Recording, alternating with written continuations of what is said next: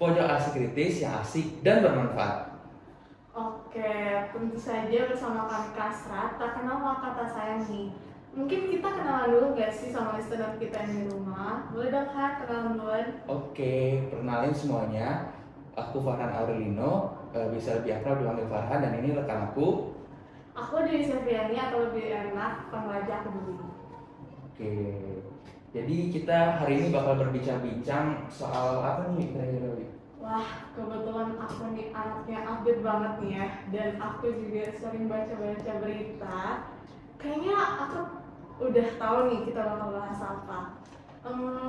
Kita bakal bahas tentang fenomena aborsi nggak sih? Soalnya tuh di berita tuh banyak banget di platform-platform gitu bahas tentang aborsi. Boleh dong kan? Bener banget tuh. Jadi kali ini kita bakal ngebahas fenomena aborsi yang sedang hits banget di Indonesia karena nimbulin banyak pro dan kontra di masyarakat. Aku setuju banget sih Han. Aborsi ini masih ya, kebanyakan dari masyarakat itu masih memandang aborsi ini negatif lah ya. Nah, tapi itu nggak seru nggak sih Han kalau misalnya kita cuma ngobrol berdua aja? Nah, benar banget Dewi, karena aku tahu kalau kita berdiskusi berdua aja nggak seru. Jadi aku udah undang salah satu narasumber yang ahli dari bidangnya nih. Oke, top listener. Jadi di sini udah ada Dokter Syifa. Halo Halo, Dokter Dr. Syifa. Syifa. Apa kabar dok?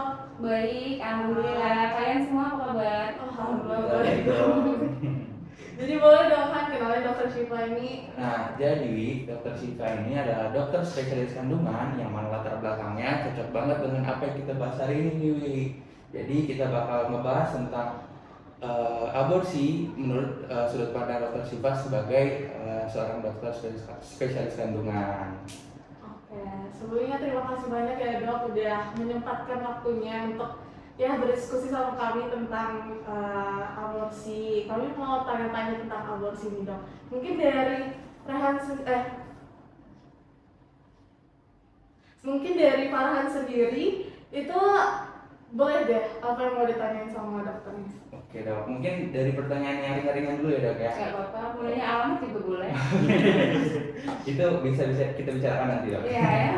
Oke, mungkin yang pertama itu kita tahu kan kasus aborsi ini sedang naik-naiknya nih dok di Indonesia. Nah, menurut pendapat dokter sendiri, bagaimana sih dok kasus aborsi di Indonesia ini dok? Oke, ya. Terima kasih ya juga atas undangannya ke acara podcast track gitu ya. Keren banget, ada mahasiswa sekarang sih. Oke, kita cerita mengenai aborsi ya. Kalau dalam bidang medis kita nyebutnya itu adalah abortus ya, kurang lebih sama. Jadi sebenarnya abortus itu ada beberapa macam. Mungkin dari definisi dulu ya. Jadi abortus itu kan pengeluaran kehamilan atau kandungan isi kehamilan sebelum usia kehamilannya itu 20 minggu, itu kita sebut sebagai abortus atau bahasa awalnya itu aborsi. Nah, aborsi atau abortus itu ada dua macam. Yang pertama adalah abortus spontan yang terjadi secara spontan. Artinya kalau bahasa awalnya mungkin keguguran ya. Angkanya cukup tinggi ya, kalau keguguran itu mungkin kurang lebih 10% dari semua kehamilan. Nah, yang kedua itu adalah abortus atau aborsi yang diinduksi atau disengaja. Itu pun terbagi dua macam. Ada abortus yang memang karena terapeutikes atau medisinalis ya, jadi karena memang indikasi medis. Ada juga abortus yang sifatnya kriminalis. Nah, mungkin yang sering dipahami oleh masyarakat awam itu adalah abortus yang kriminalis, artinya yang disengaja dan mungkin tanpa indikasi medis seperti itu. Jadi yang sering aborsi itu ada spontan sama kriminal ya dok. Iya. Nah, dari dokter sendiri kan dokter udah lama ya dok berkecimpung di profesi ini lah ya, di SPOG. Pasti udah sering ketemu ya dok tentang aborsi ini. Nah, menurut dokter aborsi apa sih yang sering ditemukan gitu dok? Yang paling parah juga menurut dokter yang dari pengalaman dokter. Oke. Jadi kalau kita bicara masalah aborsi itu tuh luas banget sebenarnya ya. Banyak juga aborsi itu memang terjadi karena bukan hanya karena kasus-kasus mungkin yang seperti sekarang ini banyak terjadi itu perkosaan, pelecehan seksual dan sebagainya. Tapi ada juga yang namanya aborsi itu terjadi karena adanya kehamilan yang tidak diinginkan atau disebut bahasa kerennya tuh unwanted pregnancy. Jadi mungkin saya kasih tahu datanya dulu. Jadi tahun 2021 itu ada di seluruh dunia itu ada 121 juta kehamilan yang tidak diinginkan. Dan kira-kira jadi ada 64 kehamilan yang tidak diinginkan per 1000 kehamilan. Jadi cukup banyak ya, sekitar 6,4%. Dan 61% di antaranya itu berakhir dengan aborsi atau abortus. Dan sebagian besar atau 73,3% aborsi itu terjadi kurang lebih pada usia 15 sampai 59 tahun. 7% di antaranya itu melakukan abortus yang tidak aman atau unsafe abortion, yang akhirnya kemungkinan menyebabkan bisa terjadi infeksi bahkan kematian pada ibu yang sedang mengandung tersebut. Berarti jenis-jenis dari aborsi yang dilakukan itu ada bermacam-macam ya dok. Jadi kan kita tahu kalau aborsi ini di pandangan masyarakat itu bisa dianggap negatif atau masih tabu ya dok ya. Jadi sebenarnya aborsi itu dibolehkan atau enggak sih dok? Oke, jadi kalau kita batasin nih berarti istilah aborsi ini terhadap aborsi yang kriminalis gitu ya. Jadi kalau abortus yang diinduksi itu kan sebenarnya kalau menurut undang-undang nomor nyontek dulu undang-undang nomor 36 tahun 2009 di pasal 75 itu sebenarnya udah dijelasin bahwa sebentar saya bacain ya. Setiap orang itu dilarang melakukan aborsi atau abortus gitu ya, karena memang itu bertentangan dengan kemanusiaan. Tapi ada pengecualiannya. Jadi pengecualiannya adalah indikasi kedaruratan medis, termasuk diantaranya adalah yang mengancam nyawa ibu dan maupun janin ya, serta yang menderita penyakit genetik berat atau cacat bawaan pada janin yang bisa menyebabkan bayi tersebut hidup sulit di luar kandungan. Yang kedua adalah aborsi yang disebabkan karena perkosaan. Nah itu boleh dilakukan asalkan ada syarat-syarat tertentu. Antara lain biasanya usia kehamilannya itu kurang dari 6 minggu khusus untuk abortus yang disebabkan karena perkosaan. Jadi masih boleh sebenarnya. Tapi memang harus ada tim ahli atau tim khusus yang tim penilai aborsi. Jadi aborsi itu diperkenankan atau tidak dari dinas kesehatan biasanya. Kalau memang diperkenankan karena memang adanya bukti-bukti perkosaan yang jelas atau pelecehan seksual, maka itu diperkenankan secara undang-undang, jadi legal. Berarti ada aturan khusus dan legal ya dok yang mengatur aborsi ini sendiri. Nah di lapangan sendiri dok, dari aturan yang udah ditetapkan itu menurut dokter ya berapa persen ya dok kayak keseringan pelanggaran melanggar aturan yang udah ditetapkan itu dok? Oke, jadi yang pertama, sebagian besar masyarakat tuh nggak tahu kalau memang ada aturan yang membolehkan abortus ya, diakibatkan karena pelecehan seksual ataupun karena tindakan perkosaan ya. Sehingga sebagian kasus abortus ataupun kasus pelecehan seksual ini kan seperti gunung es, tapi sebagian besar malah tidak dilaporkan kan karena malu, karena tabu, karena khawatir akan kecaman ataupun stigma dari masyarakat gitu ya, sehingga sebagian mereka itu akan mencari pertolongan sendiri, bisa jadi dengan akhirnya mencari ke dukun gitu ya, atau ke paranormal, atau melakukan tindakan-tindakan yang sebenarnya tidak aman yang bisa menyebabkan kerugian ke mereka. Itu yang pertama. Terus yang kedua juga kita harus mendefinisikan dulu dong tindakan pelecehan ataupun tindakan kekerasan seksual itu memang benar terjadi atau dibuat-buat gitu. Karena beberapa juga kadang-kala karena tidak menginginkan kehamilan sehingga dalam tanda kutip mengarang cerita adanya tindakan kekerasan seksual dan sebagainya, yang itu harus dibuktikan. Kalau memang ternyata terbukti bahwa sudah terjadi tindakan kekerasan seksual ataupun pemerkosaan katakanlah seperti itu, maka abortus itu kita bisa lakukan. Tapi umumnya sih yang kalau pengalaman saya pribadi nih ya di praktek, biasanya yang sering terjadi itu yang unwanted pregnancy. Unwanted pregnancy itu artinya artinya tidak terjadi kekerasan seksual, artinya memang baik di dalam pernikahan maupun tidak dalam pernikahan hubungannya dilakukan secara suka sama suka, tapi mereka tidak melakukan kontrasepsi yang benar, sehingga terjadilah kehamilan dan kehamilannya tidak diinginkan. Karena tidak diinginkan, mereka mencari cara untuk melakukan aborsi. Ada beberapa yang datang ke saya ke dokter kandungan gitu ya. Ada juga yang mungkin mencari cara lain. Kalau kita bahas apakah kehamilan yang seperti ini legal untuk dilakukan aborsi, jawabannya tentu tidak, karena tidak memenuhi kriteria yang dua tadi. Yang dua tadi kan yang boleh cuma atas indikasi medis dan atas indikasi kriminalitas, artinya memang terjadi kekerasan seksual. Kalau indikasi medis misalnya apa nih dok? Misalnya cacat janin yang berat, tapi cacat janin yang berat ini susah membuktikannya. Artinya cacat janin itu benar-benar dianggap janinnya nggak bisa hidup di luar kandungan. Kemarin saya pernah punya kasus ya, waktu itu sampai dibawa ke RSMH dan dibahas di komite medik karena ada kehamilan waktu itu twin pregnancy dan kebetulan terjadi kembar dempet. Kebetulan memang sudah terdeteksi waktu itu pasien saya di usia 13 minggu saya dapatkan kembar dempet di daerah abdomen. Akhirnya pasiennya minta aborsi kan. Kemudian karena saya nggak bisa memutuskan sendiri, akhirnya kita bawa itu ke komite medik. Akhirnya dibahas di rapat komite medik, dipanggil beberapa dokter ahli termasuk ahli jantung, anak gitu ya, dan neurologi. Nah, ternyata diputuskan untuk tidak bisa dilakukan aborsi karena dianggap bayinya masih bisa nanti ditreatment di luar untuk dipisahkan gitu. Jadi yang namanya indikasi medis itu benar-benar syaratnya berat gitu untuk legal melakukan aborsi. Begitu juga dengan abortus yang karena indikasi pelecehan seksual, itu kan harus dibuktikan dulu.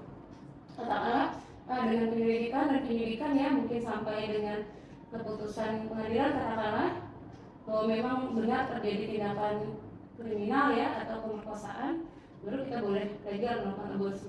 Kalau tidak berarti tindakannya adalah ilegal dan kriminal. Seperti itu. Oke, berarti seperti yang kayak udah dokter jelasin tadi, untuk melakukan aborsi yang dalam tindakan khusus saja itu perlu persetujuan komite gitu dong ya? Betul. Nggak semacam-macam. Nggak bisa. Nggak bisa ngambil keputusan sendiri. Iya. Gitu. Nah tadi juga dokter sempat nyebutin tentang orang yang datang ke dukun beranak gitu, Iya. untuk melakukan suatu tindakan aborsi. Nah kita kan nggak tahu kalau di tindakan aborsi di dukun beranak itu apa sih yang dilakukan dan tidak sesuai sama tindakan medis. Nah menurut menurut pendapat dokter sendiri dari praktik-praktik dukun beranak yang dari itu gimana sih dok? Kalau bisa kita sering anamnesis ya mungkin ya dengan pasien atau wawancara gitu macam-macam sih. Biasanya kalau yang secara tradisional mereka memiliki ramuan-ramuan tertentu yang dianggap bisa melunturkan kehamilan katakanlah gitu ya. Yang kedua mereka bisa yang parahnya memasukkan barang-barang tertentu ke dalam vagina dan rahim. Ini yang parah nih. Misal ada kayu tertentu yang dianggap itu memang bisa melunturkan kehamilan gitu. Nah itu beresiko sekali, bisa beresiko infeksi, bisa sampai sepsis ya, yang kalau tidak ditangani bisa meninggal gitu. Nah yang terakhir yang juga fenomena terbaru gitu ya, ternyata sayang sekali obat-obatan yang untuk bahasa ini yang mungkin peluntur lah gitu ya, itu banyak dijual di marketplace secara ilegal gitu. Nah itu yang juga saya mengerikan sebenarnya melihatnya ya. Tapi itu fenomena yang real ya, artinya orang-orang itu bisa loh mereka bisa membeli obat-obatan peluntur itu di marketplace secara ilegal. Mungkin ini juga jadi PR kita semua, PR pengawas, PR polisi, Badan POM dan sebagainya untuk lebih mengawasi karena peredaran obat seperti itu marak dan akhirnya membahayakan karena biasanya digunakan dengan indikasi yang tidak tepat, dosis yang tidak tepat dan cara yang tidak tepat pula. Sehingga akhirnya mungkin sebagian terjadi abortus tapi tidak lengkap, akhirnya mengalami pendarahan. Sebagian yang beruntung bisa sampai ke rumah sakit dan akhirnya diterapi, tapi sebagian yang mungkin kurang beruntung akhirnya bisa saja kehilangan nyawa ya karena itu. Baik dok, dari dampak aborsi itu sendiri dok, pasti kan ada dampak dari psikis sama fisik juga ya dok. Nah ada nggak sih dok perbedaan antara pasien ibu yang aborsinya itu karena kegawat darurat sama yang pelecehan seksual dok? Ada nggak sih dok dampak yang berbeda secara signifikan gitu dari mereka? Oke, sebenarnya aborsi ataupun abortus itu tentu suatu hal yang merupakan suatu kondisi psikis yang pasti akan berpengaruh kepada ibu manapun, wanita manapun yang hamil ya. Itu saya pikir natural ya, alamiah. Even itu suatu kehamilan yang tidak diinginkan. Saya sering juga menghadapi pasien yang mungkin dok saya sebenarnya nggak pengen hamil kayak gitu kan. Oh ya udah bu, tapi kita lihat dulu, kita lihat kondisi nih, misalnya ternyata ketika dia kembali memang kehamilannya nggak bagus karena tidak berkembang dan kemudian harus dilakukan kuretase katakanlah seperti itu juga akan mempengaruhi kok ke ibunya gitu. Mereka pasti akan ya mungkin ada sedihnya gitu ya, ada ya gimana ya gitu ya, kehilangan lah. Apalagi yang mungkin memang mengalami trauma seksual, itu pasti beda lagi, bukan hanya karena suatu kehamilan itu merupakan suatu proses yang memang mempengaruhi secara psikis, tapi juga ada trauma terhadap seksualnya juga, kemudian trauma lainnya mungkin yang hujatan ya, bisa jadi ya kadang-kadang mulut netizen lebih parah daripada lebih pedas daripada sambal gitu kan, kadang-kadang seperti itu. Nah itu ditambah trauma tadi tentu akan jauh lebih berat gitu saya pikir ke pasien ataupun ke penderitanya. Jadi tindakan aborsi itu pasti bakal nimbulin suatu trauma juga ya, Lu ya. Sangat mempengaruhi psikis ya dok. Jadi di masyarakat juga timbul satu pertanyaan dok yang awal, kayak wanita yang sudah melakukan tindakan aborsi itu masih bisa melakukan hamil nggak sih? Masih bisa hamil atau enggak? Iya. Ya. Pertanyaan menarik memang betul. Kita bicara secara saintifik ya, bukan secara tradisional atau mungkin secara anggapan awam, karena memang kalau secara awam itu memang ada anggapan kalau memang pernah melakukan aborsi itu nanti jadinya akan sulit hamil, semacam kuat gitu ya kira-kira ya. Kalau saya mungkin tidak domainnya bicara itu, tapi kalau secara medis sebenarnya kalau aborsi atau proses tindakan abortus itu dilakukan secara legal atau secara benar ya, maksudnya mengutamakan pencegahan infeksi dan dengan tenaga ahli yang memang sudah terlatih, tidak mempengaruhi kemampuannya untuk kembali hamil di masa yang akan datang, harusnya seperti itu. Nah mungkin tambahan lagi juga dari saya mengenai maraknya abortus ataupun aborsi ini adalah sebenarnya kalau kita boleh bicara sedikit menyinggung mengenai unmet need namanya, atau unmet need ini adalah suatu kondisi bagian dari unwanted pregnancy ketika seorang ibu atau seorang wanita yang baik dalam ikatan pernikahan ataupun tidak, mereka secara sadar gitu ya melakukan hubungan katakanlah seperti itu, nah dan tidak menginginkan kehamilan tapi tidak menggunakan alat kontrasepsi, entah karena tidak tahu, entah karena tidak mau, atau entah karena tidak tersedia alat kontrasepsinya, akhirnya mereka terpaksa tidak menggunakan alat kontrasepsi, akhirnya terjadi kehamilan. Itu makanya sekarang kita lebih mengkampanyekan gunakan kontrasepsi. Kalau ibu dalam rumah tangga sudah menikah gitu ya, tidak ingin hamil, harus gunakan kontrasepsi, karena seringkali udah keburu hamil minta dikeluarin gitu. Bu, kalau sebenarnya kalau ibu nggak pengen hamil ada caranya. Gimana dok? Pakai KB, apapun caranya. KB mana yang kan banyaknya pilihan alat KB, silakan dipilih sesuai dengan preferensi masing-masing. Tapi jangan udah keburu hamil minta dikeluarin seperti itu.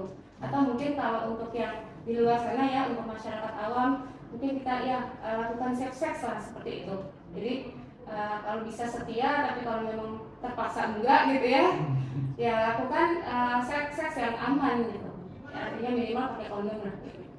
Sehingga tidak terjadi kehamilan yang tidak diinginkan tadi, yang biasanya 70%-nya akan berakhir dengan aborsi gitu. Jadi dinamik mengingat dokter tadi bilang jadi aborsi itu kan sesuai kesepakatan ibu aja ya dok, kayak kan kalau kegawat daruratan kan harus sesuai yang kriminal, maksudnya itu ada komite rumah sakit. Nah kalau misalnya emang ibunya itu nggak mau hamil dulu misalnya, nah itu cuma dokter sama pasiennya aja itu boleh dok aborsi? Ini untuk aborsi yang mana? Yang medisinalis? Iya. Yang oke. Kalau medisinalis kan tidak ada dibahas. Artinya kalau medisinalis ada indikasi medis tertentu. Misalnya pada ibu yang kalau dia hamil itu sangat berbahaya buat dia, misalnya karena dia mengalami dekom di H3 atau 4 gitu. Nah kalau dia hamil kemungkinan mengancam jiwa. Nah itu pasti ditentukan oleh komite dulu, tapi akan kembali juga dengan si ibu dan suami. Nah, jadi kalau si yang punya badan nggak mau diaborsi ya kita nggak pernah punya hak untuk memaksa. Begitu juga dengan kalau dia dalam rumah tangga, artinya harus persetujuan suami. Si istri dan si suami sepakat atau setuju untuk diabortus, dan memang dari hasil keputusan komite memang sah untuk dilakukan abortus, baru bisa dilakukan. Gitu. Jadi harus persetujuan pasien dong pastinya. Berarti tindakan melakukan nggak boleh ambil keputusan sendiri, ya? Nggak bisa. Maksudnya kayak tindakan dari komite atau dari dokter itu hanya untuk rekomendasi kepada si pasiennya gitu dong? Iya, jadi artinya mengizinkan. Tapi untuk apakah ternyata dilakukan atau enggak tentu sesuai dengan persetujuan ibunya sebagai yang punya badan.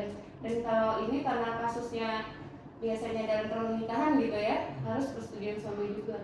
Oke, berarti ujungnya harus kembali lagi ke persetujuan dulu. Iya. Nah, lalu timbul juga kasus di mana sang ibu itu tuh dipaksa atau diharuskan untuk melakukan aborsi nih dok. Nah, seperti ada di waktu-waktu kemarin ada suatu kasus yang lain-lain gitu.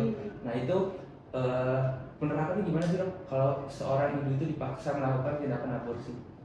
Seorang wanita. Iya. Dalam pernikahan atau bukan dalam pernikahan? Kayak di luar nikah. Di luar biasanya pernikahan. kan kalau di luar nikah dan keluar nikah itu kan nggak ada harapan ya dok mau punya anak gitu. Kan biasanya tuh di luar nikah biasanya anak Katakanlah terjadi kecelakaan pregnancy gitu. tadi ya, Iya. unwanted pregnancy. Kemudian salah satu pihak dipaksa Iya. untuk melakukan aborsi. Ya itu gimana dok tanggapan dokter? Misalnya cuma satu pihak yang ingin aborsi tapi ibunya ini sendiri nggak mau gitu.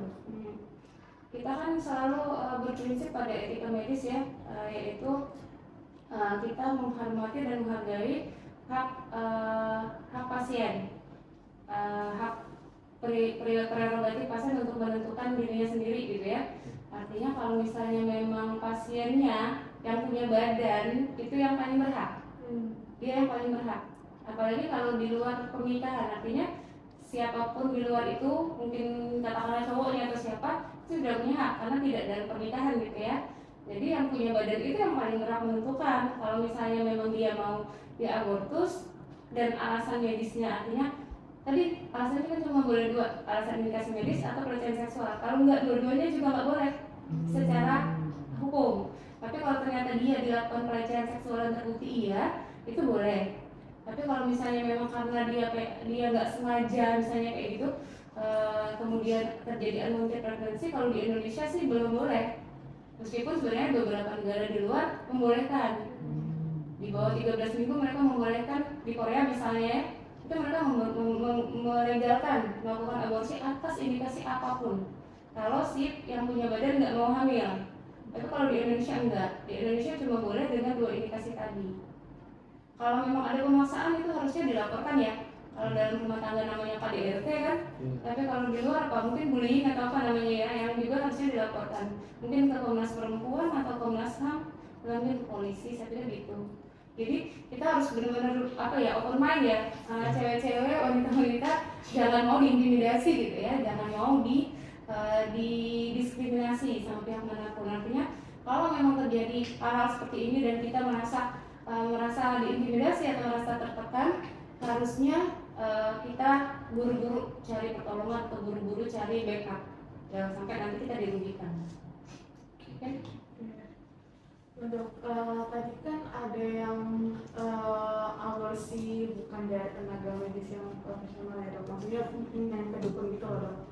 Kan dia pakai ya tekniknya dia lah ya. Nah sebenarnya teknik cara yang benar aborsi di dokter itu ada apa aja sih dok? Kayak apa ada aborsi memasukkan obat kah atau aborsi pakai alat kah? Itu gitu. Gimana dok?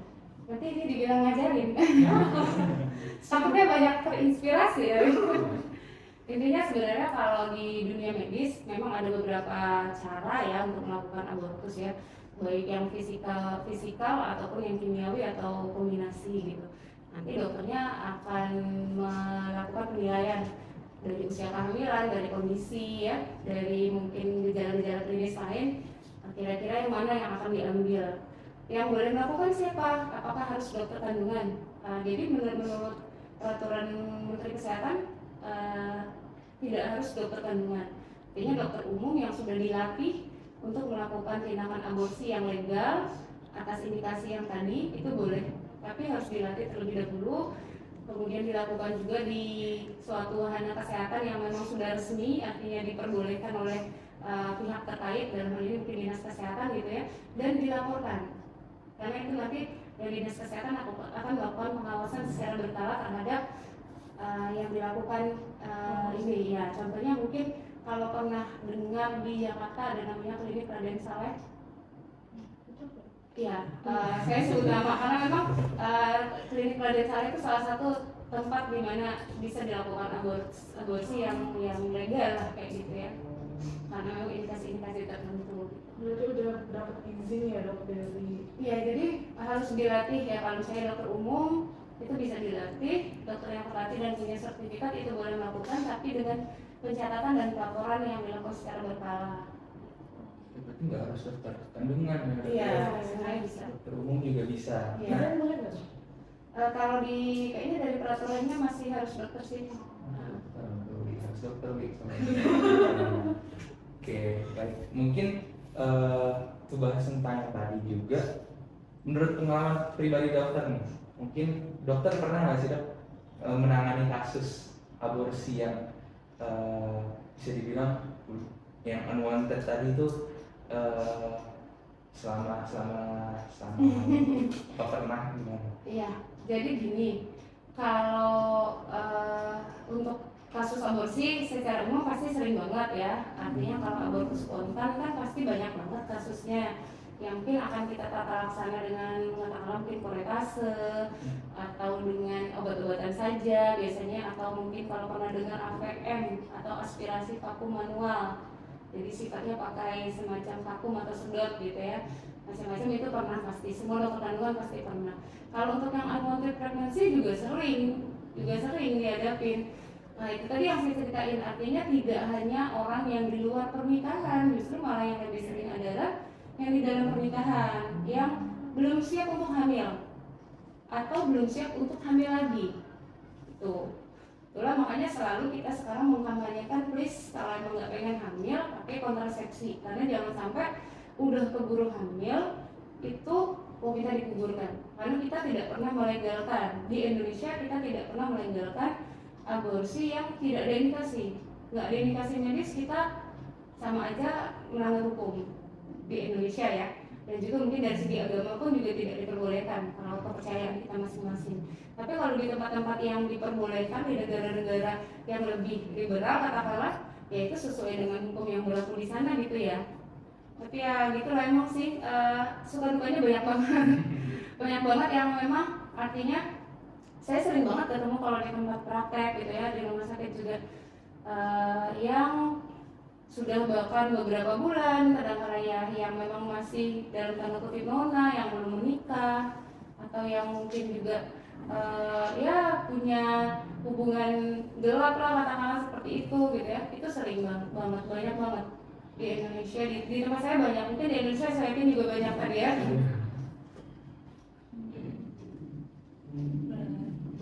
Nah dok, kan tadi dokter jelasin juga di dukun banyak tuh dia ada tekniknya dok. Nah aku juga sering lihat iklan kadang di website gitu dok, temu iklan obat aborsi gitu. Nah emang ada Di marketplace tadi berarti itu kan kadang muncul ya dok. Nah emang ada ya dok obat atau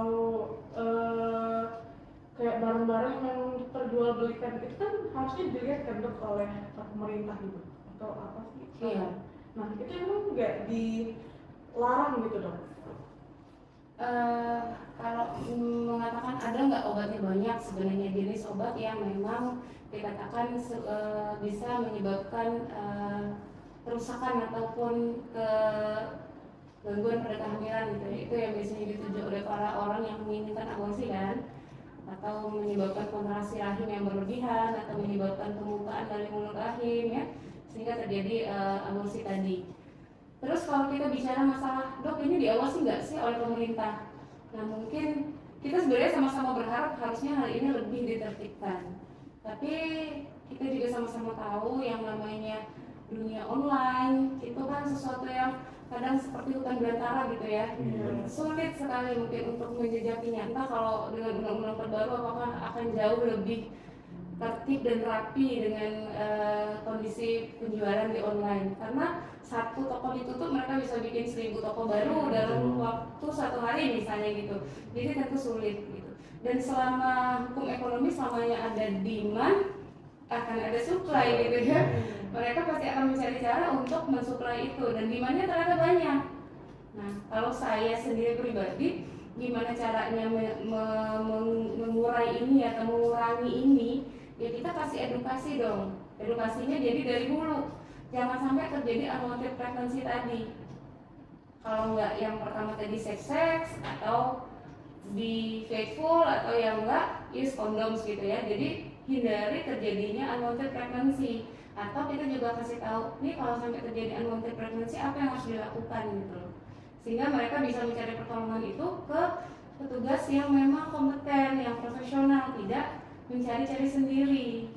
Kita mungkin bisa memberikan bimbingan-bimbingan atau membuka ruang-ruang komunitas, konsultasi, konseling gitu ya, yang bisa membantu orang-orang yang membutuhkan tersebut, sehingga mereka tidak mencari secara liar pertolongan yang bisa menjebak mereka ke arah yang merugikan atau bahkan membahayakan nyawa.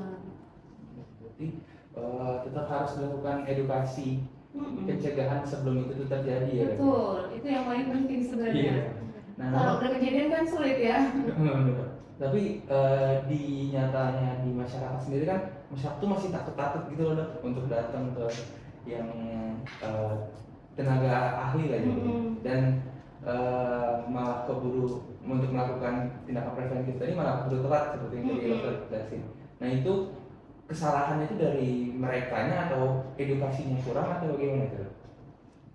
Kalau kita melihat seperti itu kayaknya sistem ya. Yang pertama harusnya memang juga ada political will dari pemerintah untuk memberikan ruang yang lebih banyak bagi pencegahan tindakan ataupun kekerasan seksual gitu ya.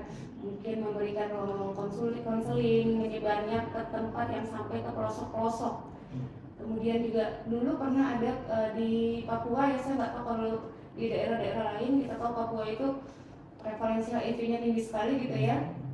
Mereka, ada juga teman saya kebetulan waktu itu salah satu tenaga kesehatannya, mereka emang maaf ya membagi-bagikan kondom gitu ya ke masyarakat. Karena memang kita tahu kita mungkin akan sesuaikan dengan masyarakat mana yang kita hadapi gitu. Artinya kalau kita tahu bahwa di sana terjadi mungkin seks bebas atau free sex gitu, artinya gimana caranya mereka salah satunya juga terhindar dari HIV dan juga menghindari unwanted pregnancy tadi, ya udah mereka dibagi-bagikan kondom.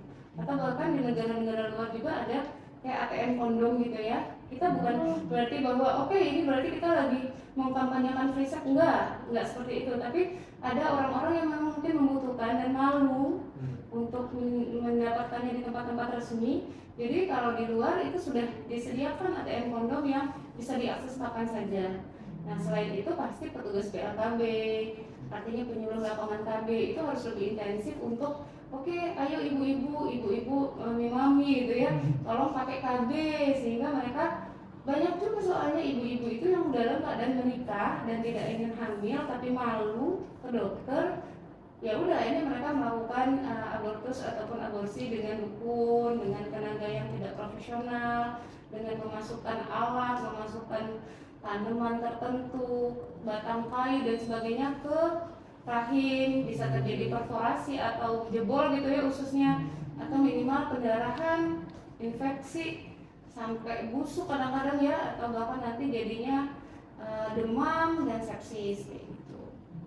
Jadi dampaknya dari tindakan yang ilegal atau secara tidak resmi itu tuh malah jadi membahayakan banget, banyak seperti itu.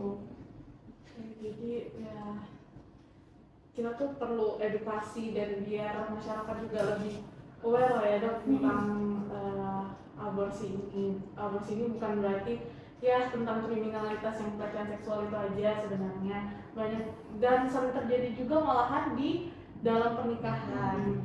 Oke, seneng banget nih podcast hari ini. Wah, aku jadi lebih aware dan banyak banget ilmu yang aku dapetin dari aborsi ini. Dwi dapat ya yang disebutin tadi, aborsi itu bukan hal yang selalu negatif di mata masyarakat dan perlu edukasi juga dari dini untuk ibu-ibu baru atau sebenarnya dari cewek-cewek muda juga perlu edukasi itu. Dan ya masyarakat juga nggak boleh selalu memandang aborsi itu Sebelah mata. ya sebelah mata lah ya, bukan berarti itu tuh kecelakaan dalam hubungan luar nikah aja. Oke, kalau kamu gimana Han? Aku setuju banget sih sama yang kamu ngomong tadi. Perbicaraan kami berdua dengan Dokter Siva hari ini bisa menambah insight-insight baru nih dok tentang apa itu aborsi dan perlunya tindakan preventif sebelum dilakukannya tindakan aborsi itu sendiri. Nah, kira-kira gimana nih kalau dari kamu? Kalau dari aku, ya pokoknya terima kasih banyak dok atas waktunya udah ya di dalam kesibukan dokter ini, dokter masih menyempatkan waktunya untuk bertemu kami dan membagikan ilmunya sama aku, Farhan, dan listener yang di rumah. Dan mungkin ada closing statement dari dokter untuk para listener di rumah dok. Oke, ya. Sebenarnya saya juga terima kasih banget dan happy banget juga bisa berbagi di sini ya. Mudah-mudahan apa yang kita bicarakan hari ini itu bisa sama-sama membuka wawasan kita lebih jauh bahwa hal-hal mengenai aborsi dan juga kehamilan yang tidak diinginkan. Dengan harapannya bahwa masyarakat lebih aware nih terhadap kesehatan reproduksinya, terhadap perencanaan mengenai seksualitas dan juga reproduksinya. Artinya kalau memang belum pengen hamil, ayo dong pakai KB, pakai kontrasepsi. Dan kalau memang terjadi suatu tindakan pelecehan ataupun pemerkosaan dan sebagainya, ayo dong jangan malu-malu, jangan khawatir, cari pertolongan, laporkan dan buka gitu ya. Jangan sampai kita menjadi korban baik secara fisik maupun secara psikis. Ya, kita harus menjadi perempuan yang lebih pintar dan lebih sehat, oke? Baik, suatu closing statement yang sangat wah ya dari Dokter Siva ya. Oke, mungkin nggak terasa nih Wi, kita udah harus menutup podcast kita pada hari ini. Nanti kalau makin lama jadi keburu nyaman deh. Oke, saya Farhan dan rekan saya Dwi. Kami berdua pamit undur diri dan sampai jumpa di episode podcast selanjutnya. Bye bye.